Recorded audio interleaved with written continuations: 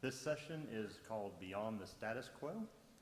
We're going to have 3 broker-owned MLSs represented, and the individuals representing those are Tom Hurtlebrink from Northwest MLS, Jeremy Crawford from First MLS, and Carolyn Shadat from Classic Properties and MLS Penn. Thank you.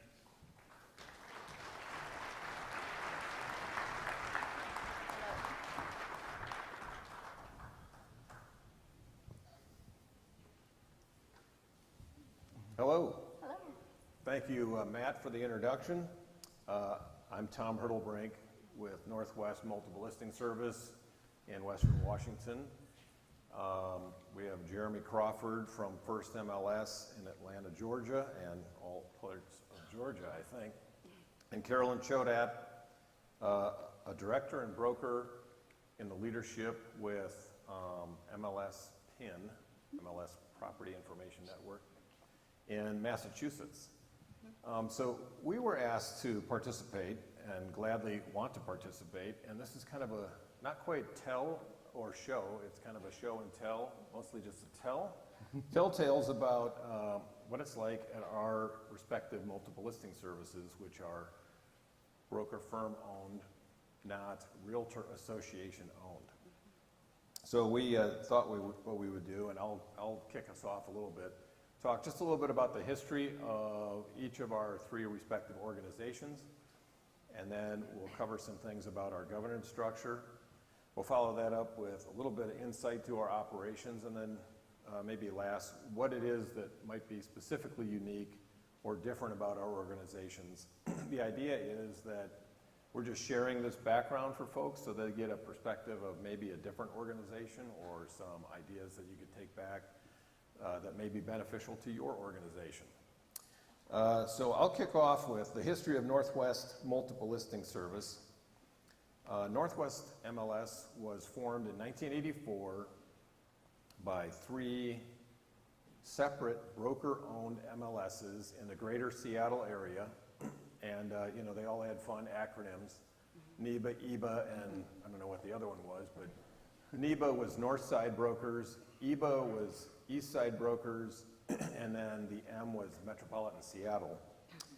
And that was formed in 1984, and we were formed then as a not-for-profit Washington State chartered corporation. Specifically, the objective was not to generate profits, but to keep the money going into the MLS. This concept came and was pretty easy to follow in Northwest MLS, the greater Seattle area, because the predominance of MLSs at the time, even up through the 80s, was broker-owned MLSs in Washington State, Montana, Oregon, even British Columbia, Alberta, and the whole area. And as you might have heard earlier today, the Northwest Multiple Listing Service was one of the original founders, if not the founding organization, of what is today CMLS. Back then it was called the Northwest Council of MLSs, and all these MLSs used to meet independent of NAR because they were not NAR affiliated MLSs. So that whole idea of these conclaves or meetings coming together grew from that organization. My predecessor, who was the president and CEO of Northwest MLS before me, was Jack Johnson. Some of you folks who've been around would know Jack. Jack was one of the original inspirations for creating the Northwest Council of MLSs. So those were tough shoes to follow, but fortunately we have a solid team and a great group of leaders at Northwest MLS, so we've been able to carry that on. So Jeremy, you want to go next? Yeah, absolutely. Thank you, Tom. So First Multiple Listing Service, as Tom mentioned, we are expansive all over Georgia. Atlanta is our primary and first founding area. So we were formed 62 years ago. Before really any of us in the room really were thinking about MLSs, before I existed in this world. I wasn't even a thought back then. And we were formed with brokers being a broker cooperative to share listings and agreeing to share compensation with each other for sharing listings. And so they created us as a for-profit corporation to be shareholder owned. Those shareholders were the original broker creators, and we are still a shareholder owned for-profit entity today. from that perspective. Good. And I'm Carolyn Shodad, and I'm with MLS Property Information Network, the acronym MLS-PIN. So I'm sure some of you may have heard of us. And a little bit of back history on ourselves is that in the 80s, Massachusetts had 22 association-owned MLSs and 2 private ones. And by the 1990s, there was a cry from the larger brokers saying that is way too many. In our state, many of our towns are so contiguous that our brokers were belonging to minimum 2 or 3, up to 5 or 6 MLSs, and they said something's got to be done. So 11 associations did form a regional called Bay State MLS, and with that association, the other large MLS in Massachusetts at the time was Greater Boston Board MLS, of which I was a part, and the large brokers still said that is not enough. If you guys don't figure it out and get more of a statewide MLS, we're going to do it ourselves. So the broker owners got together from the regional MLS and some of the brokers from the Greater Boston Board and decided to put our heads together and devise a new MLS for Massachusetts. And we did speak with Georgia, and we did speak with Jack Johnson of Northwest West MLS. We've been in business 22 years, so this goes way back. I remember meeting with these other MLSs and getting a lot of their inspiration and ideas. So now we have the majority of the state of Massachusetts. We are a realtor-owned, a shareholder, and you cannot purchase a share to be a shareholder in MLS-PIN unless you are a realtor. Some people are under the impression that we're a non-realtor MLS, independent, but we're not. We are realtor-owned, and we do have some non-realtors, but that is primarily appraisers. We do allow appraisers to be able to access the data, and so when people say to us, oh, you're a non-realtor-owned MLS, we say, no, no, no. We are realtor-owned, and we do have dividends. If you became a shareholder, then annually we do have dividends that did increase over the years, so it was very much worthwhile purchasing that share or whatever numbers of shares you wanted to buy. You could only buy a share per office. So that's kind of our Realtor Digest, Reader's Digest version of how we came into being. I don't think I've got much more to cover because I know we have a few other topics that we want to cover too. So interesting, you talked about the dividends and shareholders. So in our structure, let's talk a little bit about governance. At Northwest MLS, and governance can change and evolve a little bit, but in our case, to be on the board of directors for Northwest MLS, you need to be either a designated broker or a branch broker or a authorized voting member of the firm, which means the designated broker might have given up their right to vote, and so that person now is eligible to be elected or voted. And it's been that way forever, since 1984. And then on our board of directors, we have 2 ways people can be on our board. You can be elected to the board, and so we've broken the state of Washington into 10 different districts. Depending on sort of demographics and population, some counties or districts have as many as 4 seats on our board. Some have 2 seats on our board, and then the rest have 1 seat per district. So there's 14 elected directors today.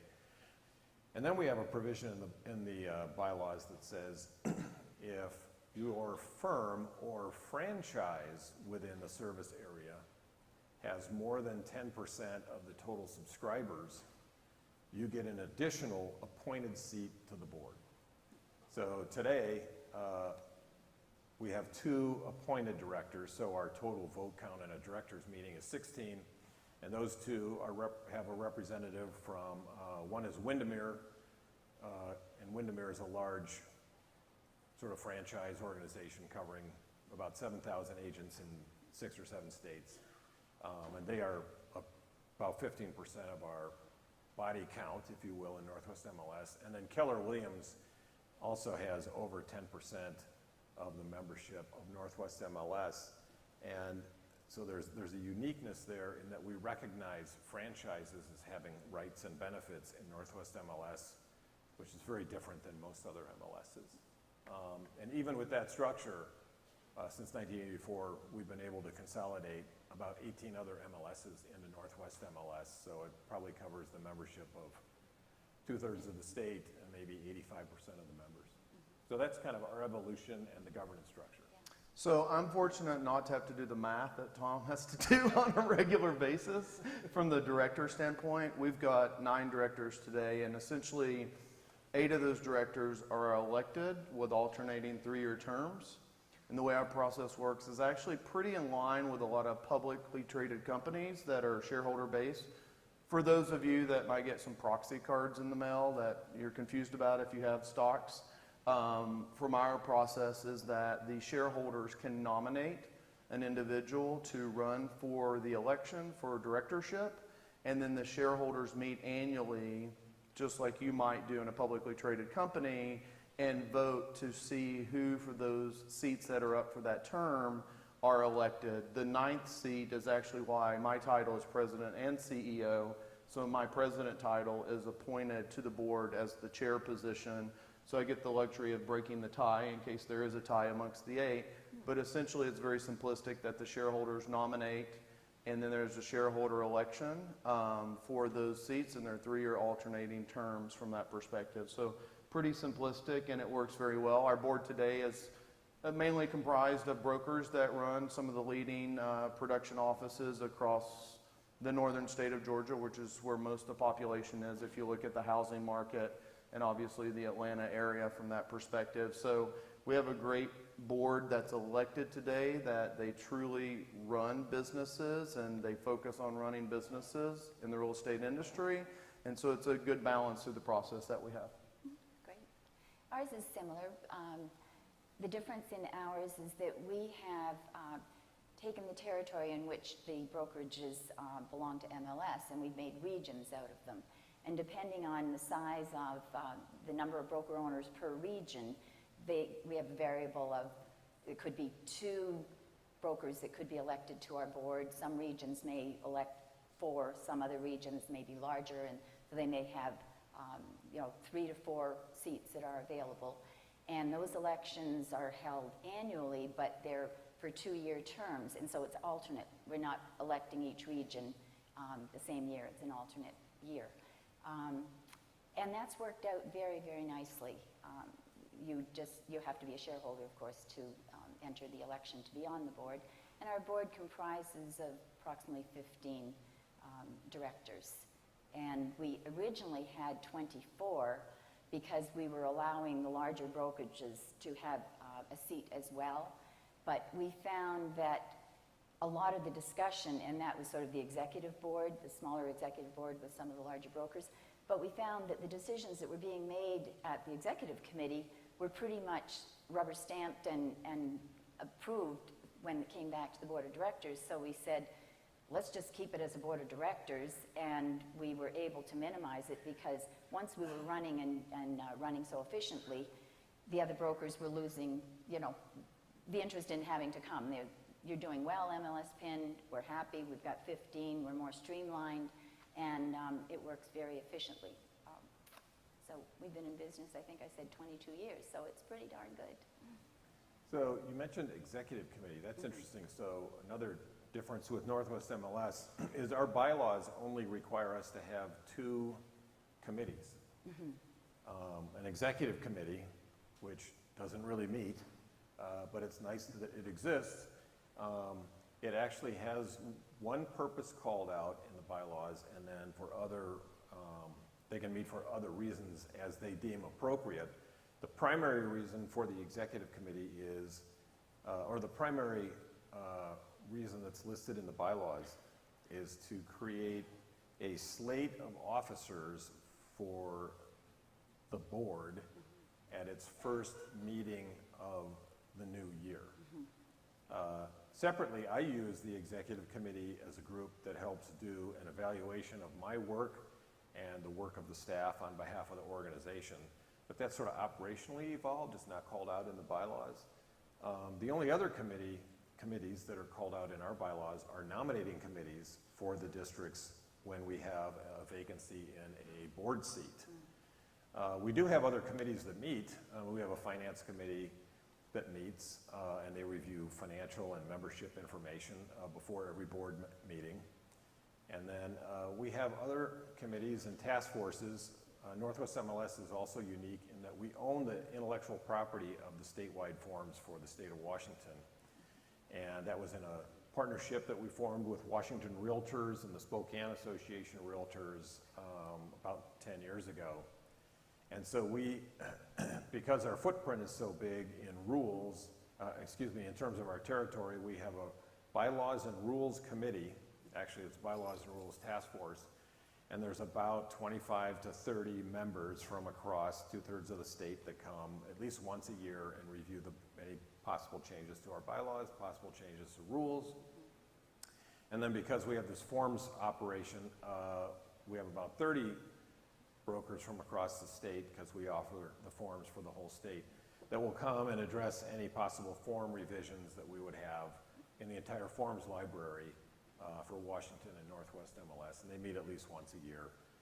We try not to disrupt people by changing forms very often or rules very often, but those would be the key ones. And then we have other task forces looking at new products or maintaining existing products. So that's kind of operationally what we do in terms of decision-making and involving our members.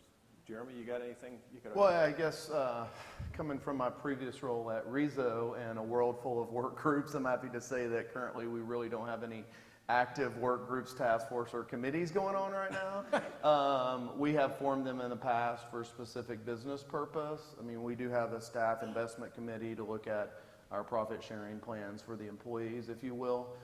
We do have officers in our bylaws that are lined out, but to your point, they don't really meet as an executive committee on a regular basis.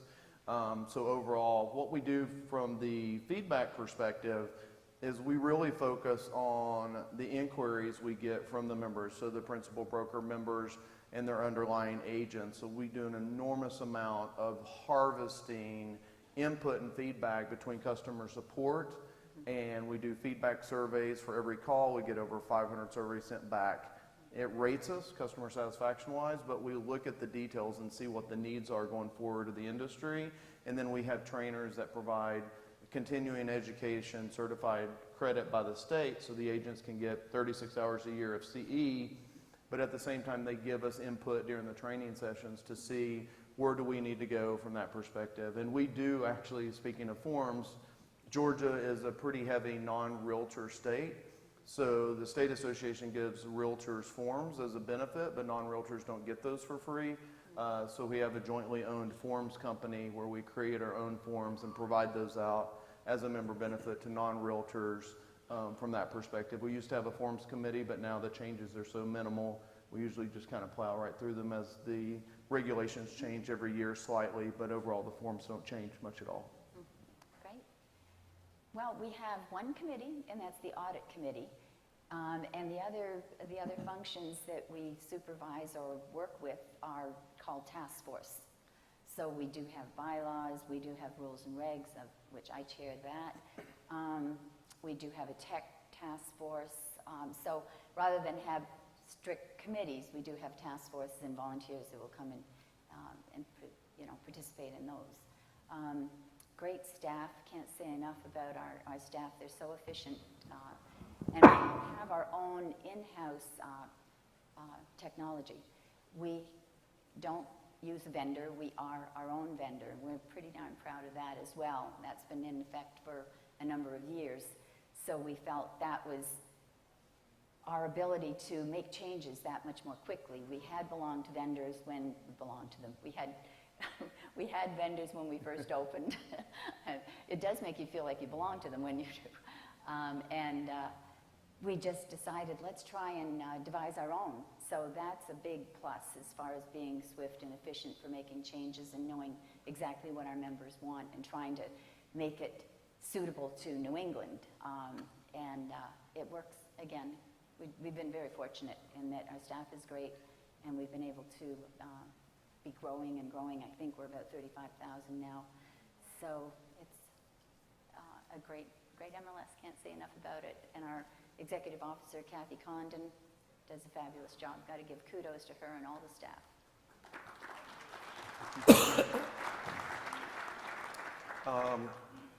We still have some more time. So you mentioned something that was interesting to me too. So your ability to be sort of agile in terms of addressing policies or rules, even though your leadership are realtors and shareholders are realtor brokers, Right. you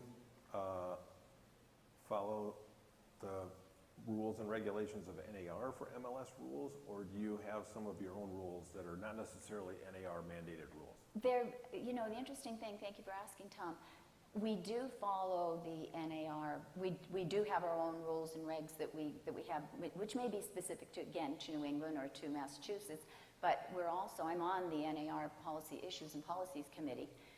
Kathy Condon, our EO, is also on a number of NAR committees. So we're very much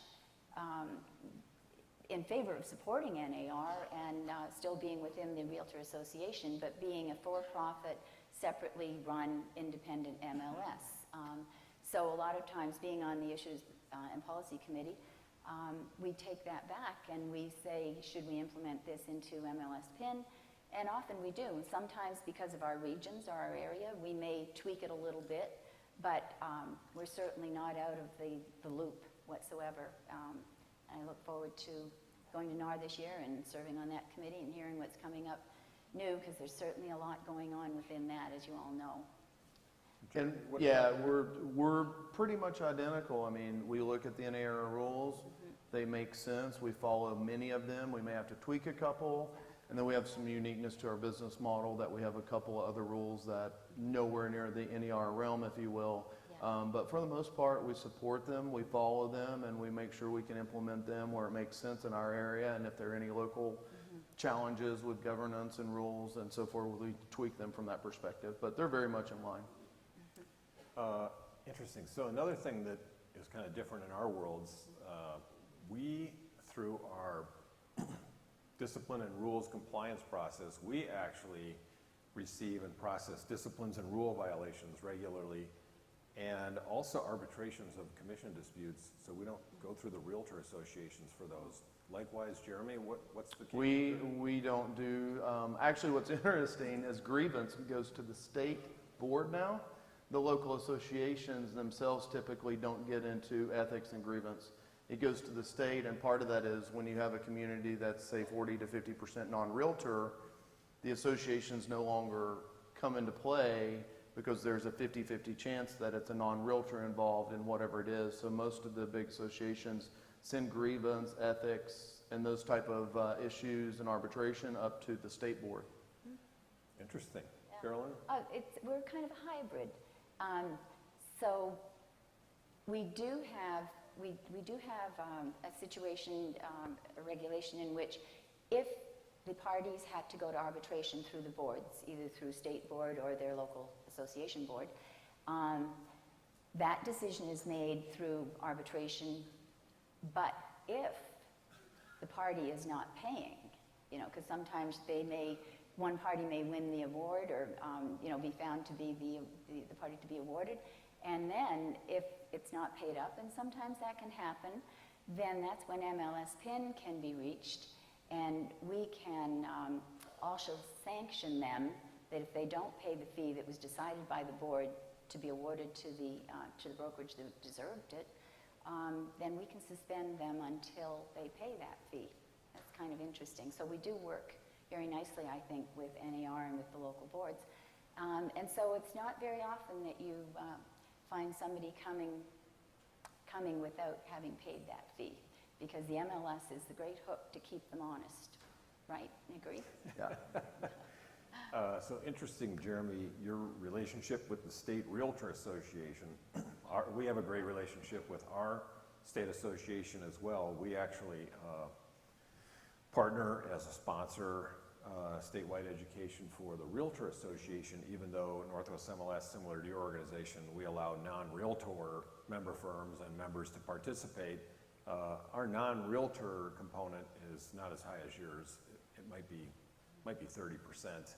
I know in the Great Recession period, it was as low as 50%, but it's kind of recovered. Something else we do that's unique, and then I'm going to ask you guys for some other things that you can think of that are unique in your organization. And this kind of has been around a little bit with some of the MLS CEOs. Northwest MLS started years ago, back in 1984, when the organization was formed. One of the things that the brokers knew that they did not want to be responsible for, because there was already an entity that was strong and competent in this field, was government affairs. That the term realtor and the brand realtor and the mechanisms that exist in the local realtor associations, which we span 23 counties, and we partner with, right now, 15, possibly 16 local realtor association in the government affairs arena.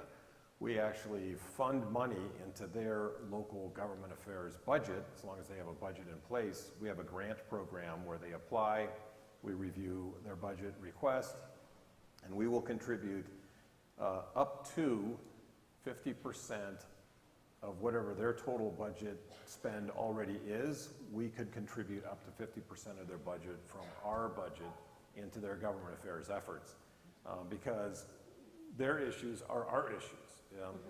The difference is they have a mechanism that's very effective locally, and we also work with the state association and the state regulators in that way. So while we aren't necessarily like an organization that would regularly have its own government affairs or lobbying group, we rely on the realtors for that. Jeremy, do you have any relationship like that in government affairs? Or So we support our associations essentially overall. So if you take a look at state and local associations, we sponsor their activities. We don't get heavily involved in the governmental affairs side. I think from the uniqueness perspective, which is what most people here want to hear about FMLS, is our fee structure. And I know we're getting really short on time, got to cut it off, but we're not a subscription-based MLS. So broker joins and the broker agrees to pay a transaction fee if their listing closes, and that's their MLS fee, if you will. And so only if a listing closes do they have to pay a fee.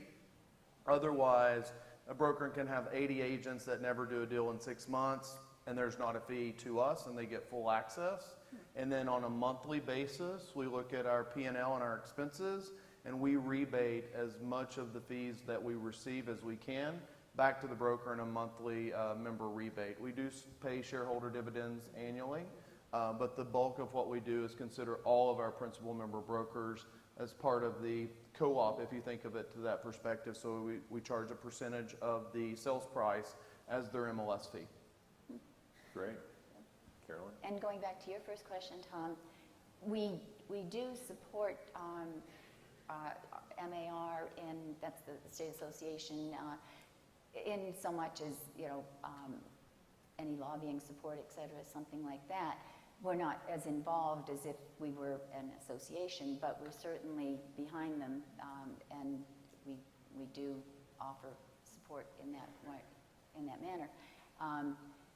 Going on to the last statement that we were talking about too, regarding, I just want to cover this, that if we have some non-realtors, as they say, most of them are appraisers, but we do have some non-realtors, and again, in order to facilitate our brokers and our realtor agents, if there is a problem, as I said, we would make sure that that arbitration is paid, or they'll be suspended if they don't pay.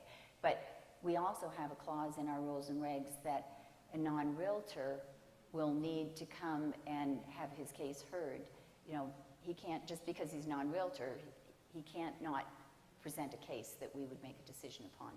So we've got our realtors covered, as well as our making sure that non-realtors are abiding our rules too. And then your other point that you were making, Jeremy, the last point that you had. Shareholder dividends. Shareholder dividends, we do have that. Oh, and fees. We charge the owner broker, and we do charge the agents independently as well. And that is on a quarterly basis, and it's not an exorbitant fee, so even if they're not that active, it's not going to break the bank for them to pay a quarterly fee. All right. I think we've exhausted our time. Jeremy, Carolyn, Tom, we're around in the hallway at the cocktail lounge if you want more information from us. Thanks for letting us share. Yeah, Thank you all very much.